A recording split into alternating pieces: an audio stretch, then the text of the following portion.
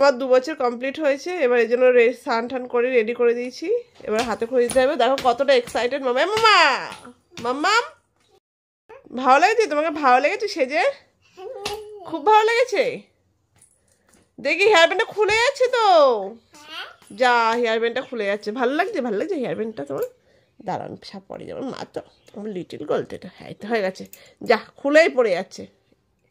হ্যাঁ হয়েছে হয়েছে হয়েছে হয়েছে, যা থাক, দিদির কাছে পরিয়ে দেবো, দিদি পরিয়ে দেবে। দিদিকে বলো পরিয়ে দিতে, যাও দিদির কাছে যাও। হ্যাঁ আজকে অলরেডি লেট হয়ে গেছে, যেহেতু ঠাকুরমশাই চলে এসছে, আমাদের অনেকটাই দেরি হয়ে গেছিলো। এবার তাড়াহুড়োর মধ্যে সব ভিডিও আমি করতে পারিনি, যতটুকু পেরেছি আর কি, নিজে একা যতটা পেরেছি আমি ততটাই করার চেষ্টা করেছি।